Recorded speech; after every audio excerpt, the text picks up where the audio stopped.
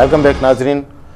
अॼु असां स्टूडियो में महिमान आहिनि कराची जा सीनियर सहाफ़ी, पाण धरती टीवी न्यूज़ जा असिस्टेंट न्यूज़ डायरेक्टर भी आहिनि ज़ैन अख्तर साहब। ज़ैन अख्तर साहब तव्हांखे स्टूडियो में आमद ते भली कार चऊं था, बहुत शुक्रिया आपकी आमद का। Thank you.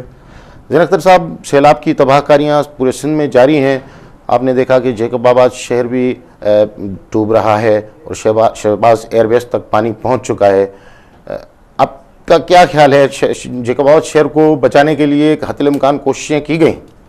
अगर कोशिशें की जाती तो मतलब इतना नहीं हो पाता कि जिस तरीके से ये सैलाब आगे की तरफ बढ़। अब जाके जब सैलाब देशर गांव देहातों में आना शुरू है, उसके बाद जो है अब जो है वो इस पे जो है वो करना शुरू किया है अमल कि शराब की रोकथाम कैसे की जाए। अगर ये चीज़ पहले प्लानिंग कर ली जाती तो मेरे ख्याल में इतनी प्रॉब्लम नहीं होती लोगों को। मतलब आपके ख्याल में गफलत का मुजाहरा किया गया है जैकबाबाद को बचाने के हवाले से, और अब तो बात जो है शिकारपुर तक पहुंची है। अब शिकारपुर शहर को बचाने के लिए रेलवे ट्रैक को कट लगाया गया है, जिसकी वजह से उसको आर्जी तौर पे तो बचाया गया है। मतलब शिकारपुर शहर और शिकारपुर डिस्ट्रिक्ट के दीगर कई शहर भी जो है ना और देहात जो है वो अब खतरे में है। हमारी गवर्नमेंट को मेरे ख्याल में बेसिकली ये चाहिए था कि हर चीज़ का प्रॉपर एक प्लान करके रखते हैं कि अभी ये जिस तरीके से आर्जी तौर पर किया गया, अल्लाह ना करे नेक्स्ट टाइम कोई और चीज़ ऐसी होती है तो उसके लिए फिर क्या किया जाएगा। अच्छा, मुतासरीन को कराची में आबाद किया जा रहा है। आपके ख्याल में कराची में इतनी बड़ी तादाद में, जिस तरह सूबाई वज़ीर दाखिला जुल्फ़िकार मिर्ज़ा साहब का बयान आज शाया हुआ है, उनका कहना है कि 1 करोड़ लोगों को हम कराची में बसा सकते हैं। तो मतलब 1 करोड़ आदमी सिर्फ मुंतकिल करना तो प्रॉब्लम नहीं है।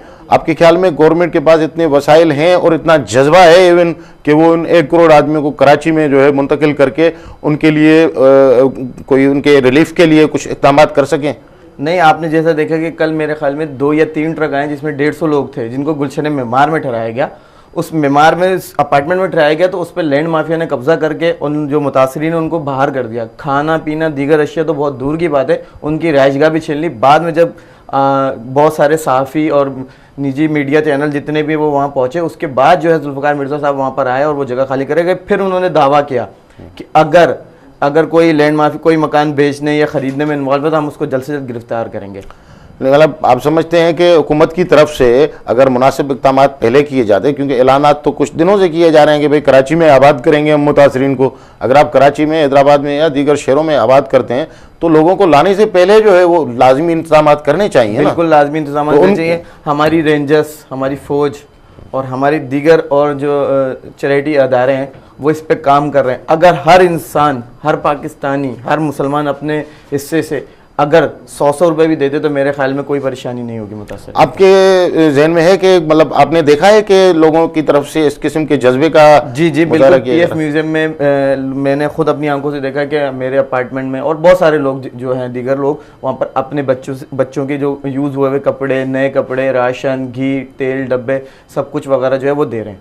जी हाँ, लेकिन एक बात जो कि अच्छा सिग्नल नहीं है देखने में आ रही है कराची के मुख्तलिफ इलाकों में। देखें, सैलाब तो एक कुदरती आफत है जिससे पूरा पाकिस्तान मुतासर हुआ है। आज़ाद कश्मीर, गिलगित बल्तिस्तान से लेके मुल्क के चारों सूबे यकसा तौर पर मुतासर हुए। अब ये हो सकता है कि कहीं तादाद मुतासरीन की कुछ कम हो, कहीं ज़्यादा हो, लेकिन बहरहाल पूरा पाकिस्तान मुतासर हुआ है। लेकिन कराची के कुछ इलाकों में हमने देखा है कि वहाँ पर वो जो बैनर्स लगे हुए हैं इमदाद के हवाले से, खैबर पख्तूनख्वा के मुतासरीन के लिए इमदाद यहाँ जमा कराएँ, पंजाब के सैलाब जदगान के लिए यहाँ रकूम और इमदाद जमा कराएं। ये किस किस्म का रुझान है? आप समझते हैं इसको एक अच्छा सेहतमंद रुझान कहा जाएगा जबकि मुल्क पूरा मुतासर हुआ है? जब पूरे पाकिस्तान की बात की जाए, सिवाय के एक सूबे की नहीं, पूरे पाकिस्तान की बात की जाए, जबकि आप खुद देख रहे हैं कि सिंध के अंदर कितना सैलाब है, कितने लोग बेरोजगार हो चुके हैं, उनको खाने को नहीं है। कुछ लोग तो इस सैलाब के ज़रिए में इस दुनिया छोड़ के जा चुके हैं। अभी जैसे मैं कल एक निजी चैनल देख रहा था, उसमें बताया कि एक बच्ची जो है वो हलाक हो गई।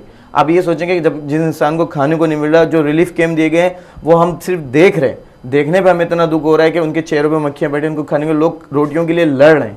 तो इसका मतलब जो कल कमाते थे, खाते थे, आज वो फ़कीरों की तरह लाइन में खड़े हैं, अपने जो उनका खाना पीना वो लड़ के लोगों से ले रहे हैं, लड़ रहे हैं, आवाम से लड़ रहे हैं, पुलिस से लड़ रहे हैं, जो वो खाना बांटने आ रहे हैं उन लोगों से लड़ रहे जा रहे हैं। अच्छा, आपके ख्याल में लाड़काना का जो आकिल आगानी बंद है उसको बचाने के लिए, क्योंकि वो बहुत इंपॉर्टेंट बंद है, उसकी वजह से लाड़काना, नोडेरो, रटोडेरो, ये तमाम बड़े बड़े शहर हैं जो लाड़काना डिवीज़न के, लाड़काना ज़िले के, वो ज़ेर आब आ सकते हैं, उनमें बड़ी तबाही आ सकती है। उनको बचाने के लिए दौरे तो बहुत किए जा रहे हैं, फ़िज़ाई मुआयना भी किया जा रहा है, लेकिन प्रॉपर तौर पर उनकी पिचिंग के हवाले से कोई इतलात हैं आपके पास की गई है, उनको बंदों को मजबूत किया गया है? वज़ीर आला सिंध सैयद कायम अली शाह ने कहा है कि अब उन्होंने एक कमेटी बनाई है जिसके थ्रू मतलब वो इस बंद को रोकने के लिए काम मतलब कर रहे हैं। इंशाअल्लाह ताला, अल्लाह ताला चाहेगा तो बेहतर हो जाएगा। अच्छा, आप ये मुझे बताएं कि कराची में जो जितने कैंप कायम किए गए हैं उनमें उनका आपने मुशाहिदा किया है खुद जाकर? अगर नहीं किया है तो जो इतलात हैं आपके पास वो क्या हैं कि वहाँ पे मुतासरीन के लिए खाने का, उनकी सेहत की सहूलियात का कोई प्रॉपर इंतज़ाम हुआ है? बिल्कुल, मुतासरीन के उसमें मैं खुद एक जगह गया हूँ, उसके अलावा हमारे चैनल के जो हैं रिपोर्टर्स भी इस जगह पे गए हैं और काम कर रहे हैं मुस्तकिल पिछले एक हफ्ते से इस पे। तो जो कराची में बिलाल कॉलोनी में है, गुलशन मेमार में है और दीगर इलाकों में जो है वहाँ पर कैंप लगे हैं। वहाँ खाने की अशिया हैं तो बहुत, लेकिन लोगों को मैसर नहीं हो पा रही हैं। मुझे ये चीज़ समझ में नहीं आ रही, जब एक चीज़ मैसर है तो लोगों को क्यों नहीं मिली जा रही? जो लोग मेहनत करते थे, खाते थे, आज वो अपने बच्चों के लिए, खाने के लिए, रोटियों के लिए लाइन बना के फ़कीरों की तरह लड़ रहे हैं। जिन मगर हमने तो देखा कि कुछ मुतासरीन जब वहाँ से आए, ट्रेनों से उतरे और उन्होंने रिलीफ कैंप्स की सूरत हाल देखी तो उन्होंने वहाँ पे रहायश अख्तियार करने से इनकार कर दिया और अपने मदद आपके तहत वो कहीं चले गए कि भाई इन कैंप्स में कौन रहायश अख्तियार करेगा? बिल्कुल, यहाँ तो कोई सहूलत ही नहीं है, गंदगी है, ना लाइट है, ना सहूलत है, कोई चीज़, ना ज़मीन पे बिछाने के लिए कोई चादर है। ये किस तरीके के रिलीफ कैंप हैं? अगर आप किसी को किसी सैलाब, इससे बेहतर था कि वो वहीं रह लेते। इस जगह पे कितनी गंदगी है, सैलाब का मतलब पानी नहीं है पीने के लिए, लोगों को खाने के लिए चीज़ें नहीं है, पंखे नहीं है, लाइट नहीं है, ज़मीन पे बिछाने के लिए चादर नहीं है, तो वो किस काम का रिलीफ कैंप? और वो ऐसे वीरान जगहों पे जो हमें नज़र आ रहा है वो रिलीफ कैंप कायम किए जा रहे हैं जो शहरी इलाकों से बहुत ज़्यादा दूर हैं। अब उन जगहों पर एक लुटे पुटे आदमी आए हैं, उनके पास अपने किराए के लिए भी 10-15 रुपए नहीं है जेब में, वो जॉब्स कैसे तलाश करेंगे? जाहिर है वो फ़कीरी की हालत में तो मुस्तकिल तौर पर नहीं गुजारना चाहते, वो अपनी मदद आपके तहत अपने पाँव पर खड़ा होना चाहते हैं और हुकूमत का और मुआशरे का ये फ़र्ज़ है कि उनको अपने पाँव पर खड़ा होने में मदद फराहम करे। ये तो हम, आप और हमारी गवर्नमेंट को सोचना चाहिए कि उनके लिए कुछ शहर के बीच में कोई एक ऐसा जगह बनाए जहाँ पर उनको रिलीफ कैंप में सब चीज़ें मुयस्सर हो। इवन के मेडिसिन तक नहीं है, दावे तो सब करते हैं कि हमने जी ये पहुँचा दिया है, ये कर दिया है, ये कर दिया है, लेकिन कोई चीज़ वहाँ पर मुयस्सर नहीं है, सिवाय खाना भी बहुत मुश्किल से मिलता है। अच्छा, और उनके लिए, ख़वातीन के लिए ख़ास तौर पर मसला है, वो रिलीफ कैंप्स इस तरह से बनाए गए हैं कि ख़वातीन बापर्दा भी हैं बहुत सारी, उनमें उनके लिए पर्दे का भी कोई वो इंतजाम नहीं हो सकता, बिल्कुल खीमे से लगाए हुए हैं। इस हवाले से आप क्या तजावीज़ देंगे कि मतलब रिलीफ कैंप्स का क्या मेयार होना चाहिए? रिलीफ कैंप का मेयार कम से कम जो हमारे निजी स्कूल्स हैं, इस स्कूल्स में लोगों को रखा जाए। कहते हैं वो स्कूल है, स्कूल तो बजाय नहीं, स्कूल क्या मतलब वो ग्राउंड की सूरत में भी नहीं है, वो एक सिर्फ ऐसा लगता है कि खाली मतलब जब मुल्क में लोगों को छोड़ दिया, इतनी बड़ी तबाही आई हुई है तो उस सूरत हाल में होना ये चाहिए कि मतलब स्कूलों में कुछ अरसे के लिए तातील कर दी जाए, 15 रोज़ के लिए, 20 रोज़ के लिए, महीने के लिए कम अज़ कम, ताकि जो है वो जो मुतासरीन है वो सही तौर पर रहायश अख्तियार कर सकें। जब तक वो अपने आप को सेटलमेंट वहाँ नहीं कर पाते, हफ्ता, 1.5 हफ्ता, 1 हफ्ते, ताकि वो सेट, तो वो एक आदमी परेशान होकर वहाँ से आया है और फिर यहाँ के और ज़्यादा परेशान हो जाए तो किस बात का रिलीफ कैंप?